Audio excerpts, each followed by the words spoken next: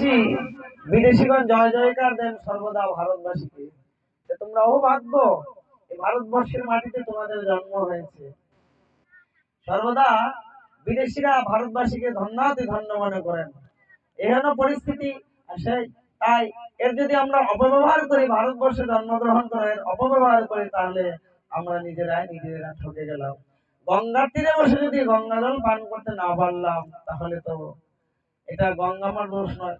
সূর্য যে পূর্ব দিকে উদিত হয়, পশ্চিম দিকে যদি চেয়ে থাকেন, আর যদি বলে সূর্য কোথায় উঠেছে, আপনি চেয়ে আছেন পশ্চিম দিকে, আর বারবার তর্কের মাধ্যমে বলছেন সূর্য কোথায়, সূর্য দেখি না, সূর্য উদয় হয় পূর্ব দিকে, আপনার পূর্ব দিকে চাওয়া কর্তব্য।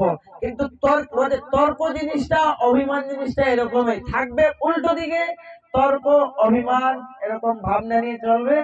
আর তর্কের কোনো আনসার হয় না, বলে তর্ক বিশ্বাসে কৃষ্ণ তর্কে বহুদূর। যতই বিশ্বাস প্রখর হবে, বিশ্বাসে ভগবানের প্রকাশ সেই শ্রী বিগ্রহ স্বরূপে পরিণত হয়ে যাবে। আর বিশ্বাস না থাকলে কোনো মতে বোঝা যাবে না। আপনারা জানেন দুর্যোধনের সামনে ভগবান বারংবার বিচরণ করলেন।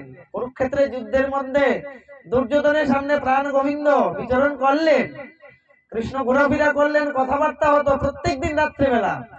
যুদ্ধের আগে বাসুদেবের সঙ্গে কথাবার্তা বসা সব হয়েছিল, কিন্তু বিশ্বাসটা জন্মাতে পারেনি। কেন?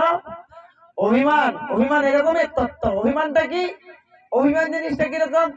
আমি বড়, আমি জানি, আমি বুঝি, আর কেউ জানে না। আমি আমি আমি কেউ জানে না, এই হলো অভিমান খেলা। অভিমান জিনিসটা কেউ যদি বলে অভিমানটা কি? অভিমানটা এরকম, আমি, আমার, আমরা, আমি করছি, আমরা করছি, আমি করছি, আমি পারি, এই হলো অভিমান। এই ধরনের ভাবনা বলে জানি না পুছে সাধুর স্বভাব। যে জানে সে আরো জানবার চেষ্টা করে, সাধুর লক্ষণ। জেনেও না জানার ভান করে থাকবেন, পাগলের মতো, কাঙালের মতো বসে থাকবেন। তাই আপনারাও সেই রসিক পরমময় করুণাময় সেই বৈষ্ণবগণ, আপনারাও চাতক পাখির মতো, সেই চাতক পাখি যেরকম বৃষ্টির জলের আশা নিয়ে বসে থাকেন, কোন সেই নদী নালার জলের আশা রাখেন না, কোনোদিন পানও করেন না, যখন পর্যন্ত না সে বৃষ্টি জল না হয় সেই জল গ্রহণ করবেন না। ঠিক তেমনি আপনারাও করুণাময় ভক্তগণ, গৌর কথার পিপাসু, গৌর কথা আপনাদের প্রাণ গৌরাঙ্গ, গৌর হরি, সেই নাম প্রেম, সেই সমস্ত কিছু আপনাদের আপন। তাই আপনাদের তুলনা হয় না, আপনারা পরম করুণাময়। সেই জন্যই আমরা আবারও আপনাদের চরণ বন্দনা করে নিচ্ছি। জয় নিতাই, জয় গৌর, জয় মহাপ্রভু কি। আমরা উপস্থিত সকল গৌর ভক্তগণ সকলে মিলিত হয়ে আর কিঞ্চিত আস্বাদন আমরা বিশ্রাম দিয়ে দেবো। খিদেও পেয়ে গেছে সবাইয়ের, অনেকে কালকে উপবাস করেছে, তো দেখুন কথার সঙ্গে মিলছে। গতকালকে নিত্যানন্দ ত্রয়োদশী ছিল, অনেক উপবাস ছিল। বলছেন কি বলছেন? খিদেও পেয়ে গেছে সবাইয়ের। বলছে ক্ষুধাটা যত গাঢ় হবে না, প্রেমটা তত পরিপক্ক হবে। বলছে তুমি তো বাবা বলে ফেলো। বলে না, শাস্ত্রের কথা এটাই। আপনারা জানেন শ্রীধাম বৃন্দাবন এরকম এক এক ভক্ত আছে, নির্জল উপবাস করে। রসগোল্লা সর্বাধিক সমিষ্ট। হয়তো আমরা জড়জাগতিক তত্ত্ব নিয়ে বেশি থাকি বলে সেই আধ্যাত্মিক তত্ত্বটাকে তো মুখ্য মনে করতে পারি না, কিন্তু এটাই ঠিক। কেউ মনে ভাববেন না যে আমি উপবাস হয়েছি যে আমার শরীর নষ্ট হয়ে যাবে, খেয়াল না, কখনো এরকম। উপবাসে কোনো শরীর ক্ষতি হয় না, ক্ষতি হয় টেনশনে ক্ষতি হয়। কেউ খাবারের জন্য কেউ মরে না। আপনারা বৃন্দাবনে যান, এক একজন বাবারা 2 বার 3 বার গিরিরাজ পরিক্রমা দেন, কিন্তু নির্জলা ব্রত রাখেন একাদশী দিন। নির্জলা মানে জল গ্রহণ করবেন না, কিন্তু আনন্দে শ্রীধাম বৃন্দাবনে বৃন্দ বিহারী বাবা একাদশী দিন জাগরণ থাকেন, জাগরণ থেকে নাম কীর্তন করেন, কোনো বিশ্রাম নেই। আরো কি নির্জলা চেহারার গ্লেজ কি আপনারা দেখলে মনে হয় প্রেমানন্দ বাবা হলুদ বস্ত্র পরে থাকেন, পীতবর্ণ, শরীরের জ্যোতিটা দেখবেন কি। কিডনি 2টা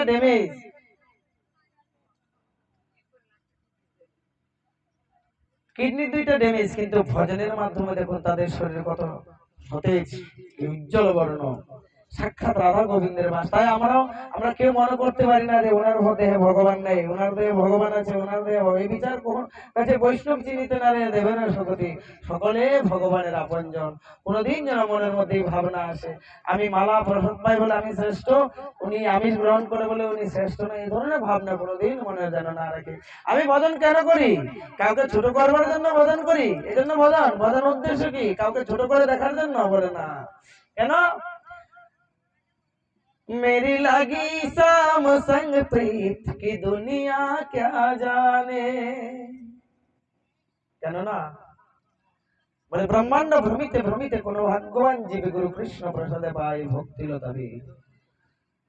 ভক্তিলতা বীজ গুরু কৃষ্ণ প্রসাদে পাই ভক্তিলতা বীজ। কত সুদুর্লভ মানব জনম, কৃপা করে ভগবান আমাদের এই দেহটা দিয়ে পাঠিয়েছেন। কে আমি, কেন মরে, যারে তাপত্রয়, এই তত্ত্বটা অনুধাবন করবার জন্য। আমি কে, আমার প্রকৃত পরিচয় কি, এই তত্ত্বটা অনুধাবন করবার জন্য ভগবান আমাদের এই দেহটা দিয়ে পাঠিয়েছেন। এই দেহ মন্থন করতে করতে সেই গোবিন্দ তত্ত্বে যেন আমরা বুঝতে পারি। তো যদি এই জড়জাগতিক তত্ত্বের মধ্যে আমরা আটকে থাকি তাহলে কিন্তু সেই পরম ধন থেকে আমরা বঞ্চিত হয়ে যাব। আপনারা জানেন ভগবানের চরণে যারা শরণ নিতে যান বরাবর, আমরা তো সাধারণত আমরা এখান থেকে এখানে আসতে একটু বিলম্ব হয়েছে, অনেক আমাদের একটু যদিও একটু সমস্যা হয়েছে, কেউ মনে কষ্ট রাখবেন না। আমরা আপনাদের সবাই আমরা আপনজন, সকলে চেষ্টা রেখেছে, কিন্তু হবার ভগবানের ইচ্ছা ছাড়া তো একটা গাছের পত্র নড়ে, এই যে গাছের পাতাটা নড়ছে তো ভগবানের ইচ্ছাই হয়েছে, হচ্ছে বলে পাতাটা নড়েছে, নাহলে কিন্তু পাতাটা নড়তো না, ঠিক না? ঠিক তেমনি আমরাও সকল উপনীত হয়েছে ভগবানের অশেষ কৃপা অনুপম পাই। ভগবতের কথা উপস্থিত মানে কি? ভগবানের কৃপা ছাড়া এই অনুষ্ঠানে আমরা অংশগ্রহণ করতে পারি না। জীব বহু বাসনা করে, পূর্ণ ভগবানের ইচ্ছা। তাই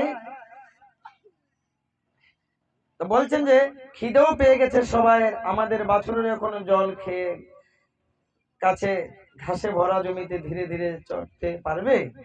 গোপালেরা সবাই একে বাক্যে তাই হোক বলে বৎসগুলিকে জল খায় সেই তৃণভূমিতে চড়ার জন্য ছেড়ে দিল। তারপরে তারা নিজের শিখা খুলে আহার্য দ্রব্য বের করে মহা আনন্দে ভগবানের সঙ্গে খেতে বসলো। গোপাল সখারা সকলে যার যার বাড়ি থেকে আনা দ্রব্য। তা আপনারা কি বাড়ি থেকে কেউ দ্রব্য এনেছেন? বলে আপনারাও এনেছেন। কি এনেছেন? আপনারা যে কিঞ্চিত কিঞ্চিত আনুকূল্য দিয়েছেন, এটা কি? এটাই আপনাদের অর্ঘ্য, এটাই আপনাদের ভগবানের প্রতি ভালোবাসা, এটাই আপনাদের ভগবানের প্রতি ভক্তি। এই যে কিঞ্চিত কিঞ্চিত আপনারা সকলে দিয়ে এই যে অনুষ্ঠানে যে অংশগ্রহণ করেছেন, এটাই মনে ভাবেন। আজ গোপাল যেরকম সখাদের বলছেন কে রে, কে কি নিয়ে এসেছো সবাই খোলো, সখারাও নিজ নিজ পোটলা খুলছে। তাই আপনারা কিঞ্চিত কিঞ্চিত